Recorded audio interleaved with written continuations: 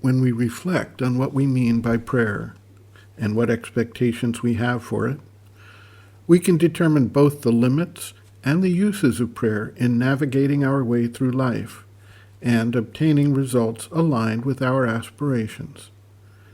In the USA, it is common for people to send thoughts and prayers for those subject to mass school shootings, for instance, when they have little or no interest whatsoever in actually addressing the underlying causes and doing anything at all to mitigate the problem. In this case, the prayers are empty and are simply meant to brush aside any real examination of the causes and remedies. This is obviously not an actual instance of prayer, and the lack of effectivity in preventing further mass school shootings cannot be chalked up as a failure of prayer, but as more a matter of the failure to convert the prayer into an effective energizing of action to support the prayer. So what is prayer? And what meaningful role can it, and does it, play in our lives?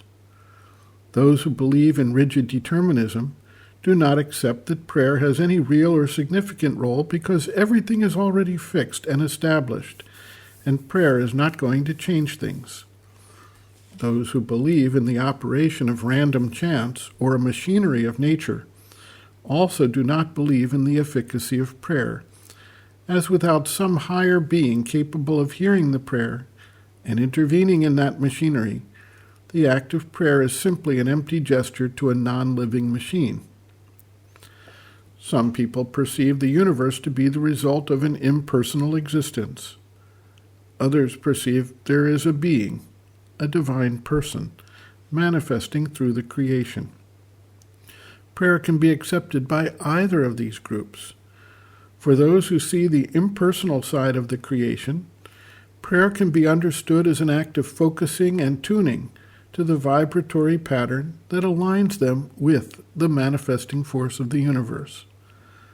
For those who see the personal side of the creation, prayer can be understood as aligning the individual being with the universal being, and thereby taking on the aspect of that personal being as it carries out its intention in the universe. We come then to the question of prayers as wish fulfillment. We pray to God for money, relationships, success in career, for passing tests, for some other personal desire, or to cure an illness or ward off bad results or situations. While there can be some underlying truth in such an action, inasmuch as there is a tuning of the being to a vibratory force that may help in a situation, it is clearly not likely that there is a God who resides at the other end of a prayer switchboard and who grants requests through personal intervention at the request of an individual. It is in this regard, when looking at whether prayer brings about an active intervention in a specific life or event, that skeptics of prayer tend to point out that rarely can one see any type of result that would justify even a possible intervention result. The more an individual aligns himself with the deepest and highest parts of the being, and thereby with the divine intention in the manifested universe, the more chance there is that prayer will act as a method of alignment and see its fulfillment. To the extent that an individual prays for some kind of personal benefit separated from that universal direction, disappointment is the most likely result. It is not God's role, so to speak, to provide one with a winning lottery number. To the extent that prayer expects God to do everything and does not bring about any form of action or focus by the praying individual, there is little likelihood of any noticeable benefit.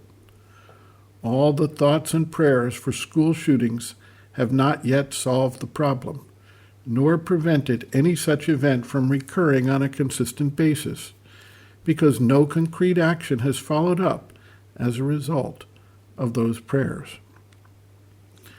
Sri Aurobindo writes, quote, The efficacy of prayer is often doubted, and prayer itself supposed to be a thing irrational and necessarily superfluous and ineffective. It is true that the universal will executes always its aim, and cannot be deflected by egoistic propitiation and entreaty. It is true that the transcendent who expresses himself in the universal order that, being omniscient, his larger knowledge must foresee the thing to be done, and it does not need direction or stimulation by human thought, and that the individual's desires are not and cannot be, in any world order, the true determining factor. But neither is that order, or the execution of the universal will, altogether effected by mechanical law, but by powers and forces of which, for human life at least, human will, aspiration, and faith are not among the least important. Prayer is only a particular form given to that will, aspiration, and faith. Its forms are very often crude and not only childlike, which is in itself no defect, but childish. But still it has a real power and significance. Its power and sense is to put the will, aspiration, and faith of man into touch with the divine will, as that of a conscious being with whom we can enter into conscious and living relations. For our will and aspiration can act either by our own strength and endeavor, which can no doubt be made a thing great and effective whether for lower or higher purposes, and there are plenty of disciplines which put it forward as the one force to be used, or it can act in dependence upon, and with subordination to, the divine or the universal will. And this latter way again may either look upon that will as responsive indeed to our aspiration, but almost mechanically, by a sort of law of energy, or at any rate quite impersonally, or else it may look upon it as responding consciously to the divine aspiration and faith of the human soul, and consciously bringing to it the help, the guidance, the protection, and fruition demanded. End quote. Reference, Sri Aurobindo and the Mother, Powers Within, Chapter 9, Aspiration and Prayer, pages 83 to 84.